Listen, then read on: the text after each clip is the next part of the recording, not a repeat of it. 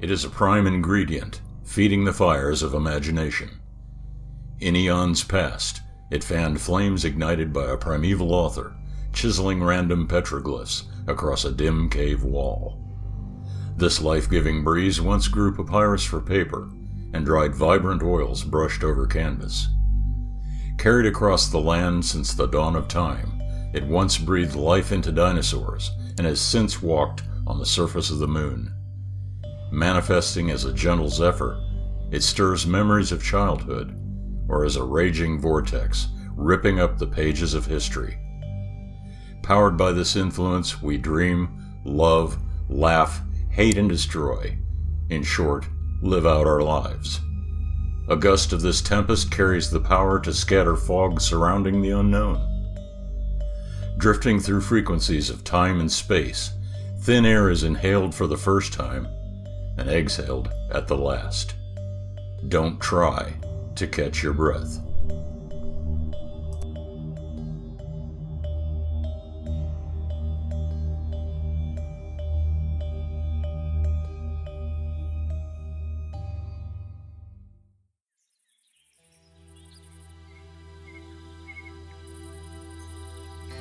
A gentle wind stirred through the weeds and tall grass beside the ribbon of asphalt leading out of town.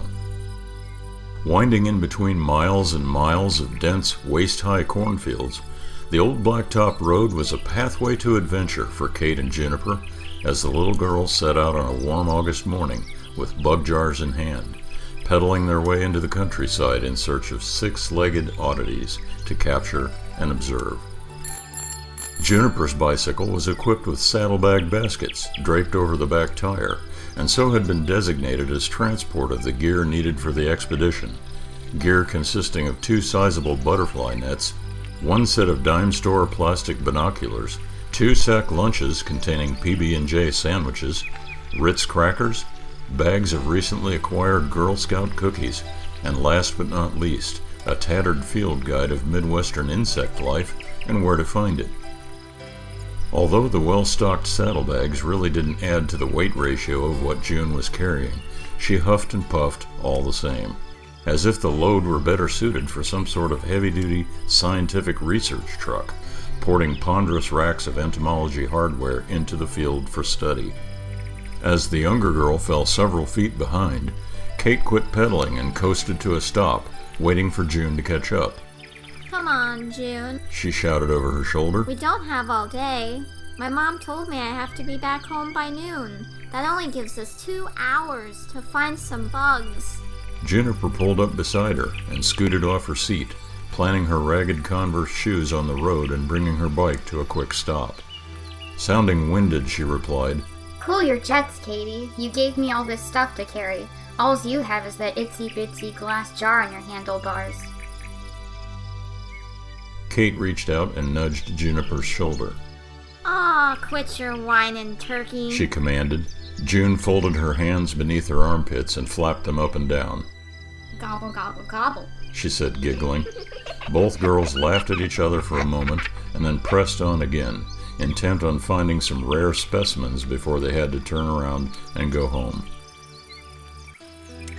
Presented as one of the numerous rites of summer, Kate and Juniper, 2 sweet little girls with time on their hands and a quest to fill a couple of glass mason jars with any and all creepy crawlers they can snatch off a leaf and or twig with a trusty net to be brought back and cataloged as the find of the century.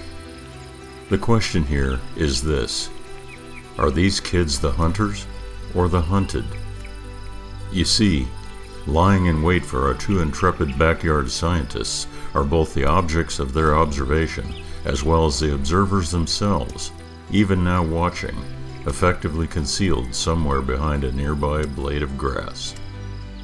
They've traveled great distances for this opportunity, the chance to gaze into their own bug jar and see what makes these odd little earth creatures do what it is that they do.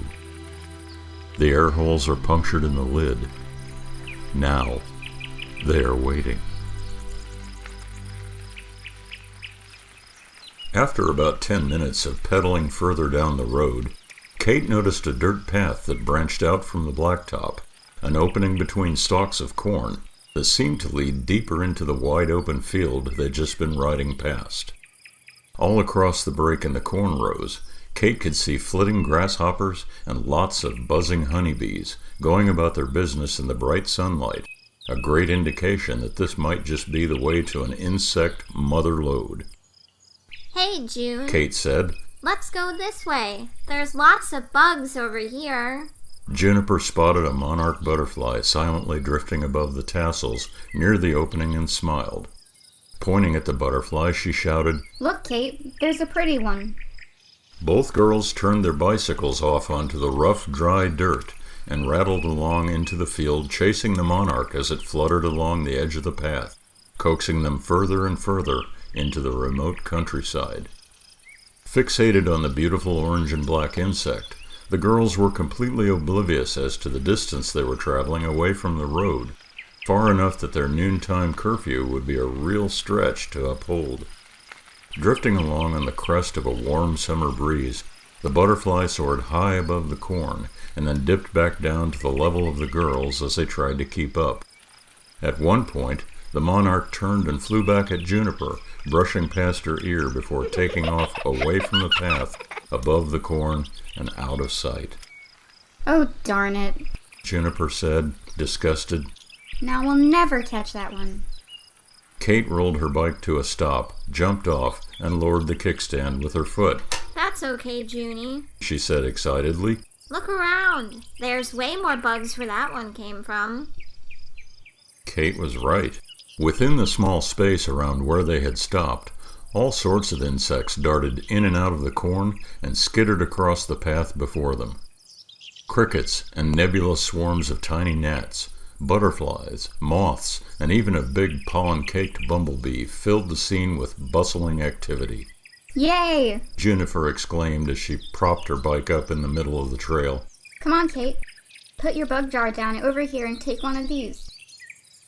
Hurriedly pulling a pair of nets from her saddlebags, Juniper handed one to Kate and then raised the other one over her head like a brave knight about to joust. Look out, you little crawly things, she said. It's time for the jar. Kate laughed. You're so scary, June, but I don't think they know what you're talking about. Juniper looked around and saw that all the insects in sight seemed to be completely oblivious to her threat. Well, she said defiantly. They will. Pretty soon all these bugs are going in the jar. Kate stood up rail straight and saluted her friend. Yes, ma'am, she said seriously. Soon these guys will be our host ages. Juniper giggled. Yup. She replied. In the jar you go, Mr. Bugs, so we can watch you and see what you do. Juniper's brow furrowed. Hey, Kate. You poked holes in the lid, didn't you? Kate held the jar out for her to see. Of course I did. You don't think I would want a jar full of dead bugs, do you? I don't know, Katie did. Juniper said. Sometimes I worry about you. Remember that time in first grade when you came to school with your dress on backwards? Just saying. Unable to come up with an equally salty response, Kate started walking further down the path, chanting, June bug, Junie bug, Junie, Junie prune bug. Not wishing to be outdone, Juniper trotted down the path after her, chiming in with a chorus of, Katie did, Katie did, Katie, Katie, lady did. After a moment, Katie spotted another butterfly, this time a swallowtail, and took off running after it. Hey, Kate, wait for me, Juniper exclaimed. As both girls scampered away from their designated base camp, neither of them noticed a slight whirring sound approaching from somewhere down the path behind them. After a moment, a small, metallic, saucer-shaped object glided between the parked bicycles and then drifted silently up and over the tops of the corn stalks, tracking parallel to the girls several rows away from the path. The swallowtail landed on an ear of corn and then gracefully batted its wings, as if teasing the approaching small game hunters. Both girls nudged each other from one side to the other, each trying to be the first to reach the beautiful butterfly and catch it in a net. This one's mine, Kate insisted. I saw it first. Just as Kate uttered the words, Juniper carefully swiped her net across the edge of the cornstalk and easily captured the butterfly inside the delicate fabric. Holding the opening shut with her little fist, Juniper said, Hurry up, Kate. Open the bug jar for me. Kate suddenly realized that she'd left the container on the ground next to Juniper's bicycle. Oh no, She exclaimed. the bug jar is back in the grass by your bike. Juniper let out a long, loud sigh. Nice work, Miss Professional Bugologist. She blurted out. Kate responded. That's entomologist, Junie. I'm a professional entomologist scientist person. Juniper countered. Not without the bug jar, you're not. Calm down, Junie. Kate said. Hold the net closed, and let's go back and get the jar. Geez, take a chill pill or something. Okay, Kate. But let's hurry. I don't want this butterfly to hurt its wings. With a heightened sense of urgency, the pair sprinted back toward the bicycles to retrieve the jar. Once back, Kate picked up the mason jar and carefully released the butterfly through the opening and twisted the lid shut behind it. We did it! Juniper shouted. We caught a nice one. Kate and Juniper both sat down in the grass and closely examined their trophy. It's so pretty, isn't it? Kate asked. It's the prettiest butterfly I ever saw. Juniper replied. Do you think we can catch another one? Kate didn't answer. Juniper looked away from the bug jar and up into her girlfriend's face. Kate wasn't looking at the jar anymore. For some reason, she was focused on something over Juniper's shoulder. What? Juniper asked, alarmed. Oh no, is there a big bug on me? Kate still didn't respond, just sat there in silence with a look of absolute awe blooming across her features. Finally, Kate managed to raise her arm and point her index finger at something that Juniper still couldn't see, even out of the corner of her eye. Leaping to her feet, Juniper ran several feet back, away from whatever it was Kate was pointing to. Turning, Juniper finally saw what it was. Rising up high above the cornfield, a short distance away from the trail, was an old windmill, its rusted metal wheel slowly spinning in the breeze. That, however, was not the subject of Kate's scrutiny. Silently orbiting around the windmill, like a tetherball attached to a pole, was a small silver disc, an honest-to-goodness flying saucer. Juniper had heard her mom and dad discuss these things before. They called them UFOs, or something like that. This thing was definitely some kind of flying object, all right, because it wasn't attached to the tripod tower in any way. It just seemed to be spinning around it in wide, sweeping arcs. What is that thing? I don't know, Junie. Kate replied. Maybe someone is out here flying a remote control. The idea hadn't occurred to Juniper, and the seemingly logical explanation immediately transformed her initial fear into curiosity. Neato, She said excitedly. let's go watch it fly. As her friend took off in a dead run down the corn row, Kate hesitated. She'd seen radio-controlled airplanes, cars, and even boats, but never anything like this. Also a bit worrisome was the fact that this thing wasn't making any noise. All the flying models she'd ever seen had noisy little engines and buzzed louder than a hive of angry bees. This just floated around in the air like a frisbee, though even a frisbee would fall back to the ground after it had been tossed. One way or another, she decided that Juniper was already way out ahead of her, and for sure she didn't want the two of them to become separated. Junie, wait up! She shouted, and then took off after her. By the time Kate caught up with Juniper, her friend was already halfway up a rickety wooden ladder that had been nailed to the side of the windmill structure. On close examination, it seemed like something that Kate's mom would have warned her not to climb. Wait a minute, Junie. She shouted. That looks really dangerous. Juniper stopped climbing and looked down. Don't be an old fuddy-duddy, Kate. She said. We can see much better from up here. Kate could see that simply instructing Juniper to stop wasn't going to work.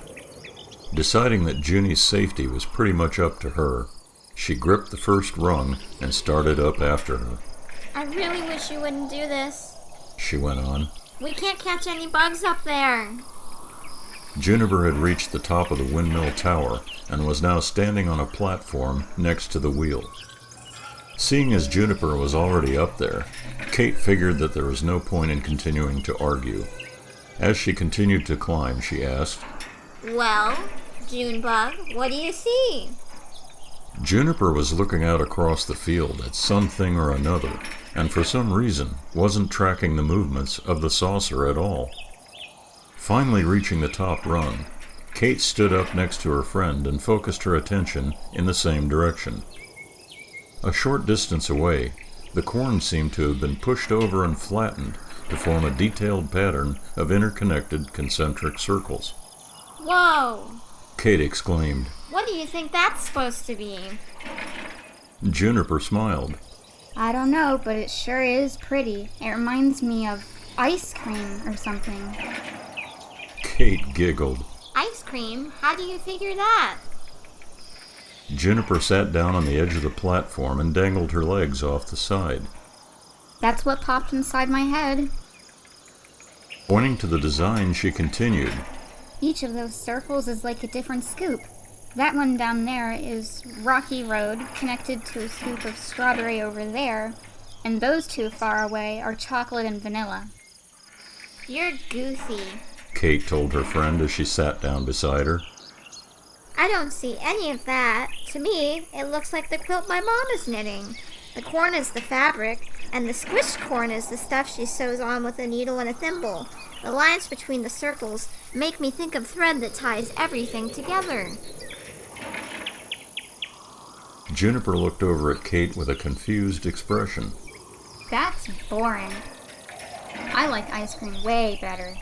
As the girls sat debating their interpretation of the crop circles, the small metallic disc came careening around the tower in front of them and then broke free of the windmill orbit to go zipping out toward the design in the field. While they watched on in amazement, the tiny craft dived below the level of the stalks, and as it did so, started forming a new set of lines as it effortlessly pushed the corn down ahead of its flight path. Juniper started laughing hysterically. Orange sherbet. You're a goober. Kate told her. That's not ice cream. It's squished down popcorn. Both girls leaned back on the platform and laughed. Kate poked Juniper in the stomach, making her laugh harder. Tickle monster. Squealing, Juniper tried to tickle back, but was too hysterical to find a ticklish spot. Stop. She shouted between chuckles. I'm gonna roll off this thing. Figuring that Junie was probably right, Kate relented and sat up again to see where the flying saucer was now. Sadly, it was nowhere to be found. The new shape in the cornfield seemed to have completed what was now a perfectly symmetrical pattern. I guess it was done making ice cream, Kate said, poking fun at her friend. Yup, I guess so, replied Juniper. As both girls stood up and started back toward the ladder, Juniper noticed a strange little green insect clinging to one of the blades of the windmill, holding on and going round and round like it was riding a Ferris wheel. Look up there, Kate. She said, pointing at the revolving wheel. Check out that bug. Kate's eyes widened. Wow, that's a creepy looking one. Too bad we didn't bring any nets up here. What kind of bug do you suppose it is? Juniper stepped closer to the wheel and looked closely at the creature as it came around again. As it passed near to her face, she could see that it had two big round eyeballs, and that a pair of itsy-bitsy black pupils were staring directly at her. Kate, I don't think that thing is a bug, she said warily. Of course it is, Junie. I've seen those kinds of bugs in our book. Remembering that she had stuffed the well-loved field guide in her pocket, Kate pulled it out and started flipping through the pages. About halfway through, she stopped and folded the page out for Juniper to see. It's a praying mantis, she said, pointing to a picture. It says here that the mantis is a close relative to termites and cockroaches. Ew, yuck. Juniper exclaimed. That's disgusting. But wait, Kate continued. mantises were considered to have supernatural powers. Also, this says that mantises are among the insects most commonly kept as pets. Juniper looked dumbfounded. Pets? She said incredulously. Like a dog? Or a cat? Yeah, I guess. Kate replied. Maybe we could take this guy home with us and teach him to roll over. Junie giggled. What would you call him? She asked. Goggles? That's a good name. Kate responded. Or maybe Dennis. Junie was laughing hysterically again. Dennis the Mantis. That's great. As the windmill wheel brought the diminutive green critter around again, Junie called out, Hello, Dennis. The mantis tilted its head, almost as if it heard her and was listening. That bug is smart. Junie said. Too smart to put in the bug jar. Kate responded. Yeah. Junie said. Besides, we didn't bring the jar or the nets. Too bad. We'll just have to let this one go. Bye-bye, Dennis. Kate said, waving. Have a nice day. As the girls climbed down the ladder, Kate looked at her wristwatch and saw that it was almost noon. Oh no, She said. we only have about 10 minutes left to get home. Juniper sounded troubled. Uh-oh. She responded. We're gonna be grounded for sure. Picking up the pace, the girls ran back through the corn row to the trail and then a short distance further to their bicycles. Kate picked up the bug jar with the swallowtail still fluttering inside and placed it carefully on top of her handlebars. Juniper stuffed the nets back in the saddlebags alongside the mushy PB&J sandwiches and other sticky leftovers from the uneaten lunch. Kate took the insect guidebook and tossed it to Junie for transport as well. Then both girls lifted their kickstands and prepared to ride away. Just before either of them could begin pedaling, the little silver disc glided back into view from the direction of the windmill. Wait a minute. Kate said, hesitating. The miniature flying saucer dipped down low to the ground near the side of the path and then stopped several inches above the gravel surface. After a moment, a small rectangular aperture opened on the smooth fuselage, and out walked 3 mantises, 2 little green guys and another large one with a tannish-gray complexion. As the pair of greens stood guard, the sizable mantis marched across the distance between the ship and Kate's bicycle, and then scurried up the steering fork to where she was gripping the jar. Gesturing with its forelegs, the insect seemed to point at the glass and to the butterfly contained within. Then, extending those same forelegs in a sweeping expression, the mantis turned its head upward and nodded, as if to suggest that the insignificant container and the world around it were somehow one and the same. The insect then proceeded to climb up Kate's arm and perch upon her shoulder. Barely audible over the gentle rustling of the corn tassels and other ambient sounds of the countryside, Kate thought she heard a voice, tenuous and vague, like a whisper. Rocky Road. Chocolate. Vanilla and orange sherbet. Corn is the fabric, stitched with needle and thimble. A smile formed on Kate's face. As the mantis scampered back down to the path and returned to stand with its companions, Kate held up the jar and twisted off the lid. The beautiful swallowtail climbed through the opening and stood there on the rim of the jar, gracefully unfolding its wings. The girls watched as the butterfly lifted itself effortlessly into the air, flittering out of sight above the field. Looking back at the trio of mantises, Kate saw the large one look up at her and nod with approval. Then, the tiny alien visitors retreated back through the opening, which in turn slid shut behind them. Seconds later, the ship lifted away from the ground and instantly accelerated up into the bright blue sky, off to the vast reaches of thin air. Well now, that was a close encounter, wasn't it? But of course, first things first. Miraculously, Kate and Juniper easily made it home before their noontime deadline. Odd, considering it took them nearly 30 minutes to pedal all the way out to that cornfield. If I didn't know any better, I'd say there was some mischief at play here, wouldn't you? Perhaps not any missing time, but rather a little tinkering with the minute hand to give our adventuresome pair of explorers some extra wiggle room to stick around and take note. What was the takeaway, you ask? Namely this, that in this vast universe we share, there is always room for examination and for expanding our understanding of all creatures, near or far.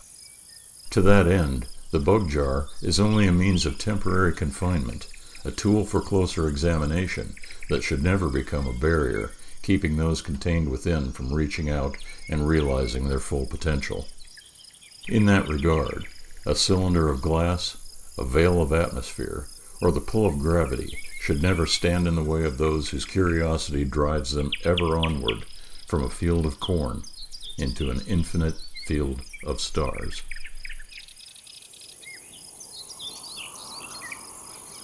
Episode 7 of the Thin Air Podcast Anthology, The Bug Jar, was written, produced, directed, narrated, and told by R.J. Lonsdale. The voices of Kate and June are performed by Hannah and Amelia Lonsdale. Audio production for all Thin Air episodes by Mark W. Wood of Wood Media Studio, Incorporated. Music compositions used in this episode include Mysterious City and The Release by Mark W. Wood. This has been an R.J. Lonsdale Flyby Studios presentation.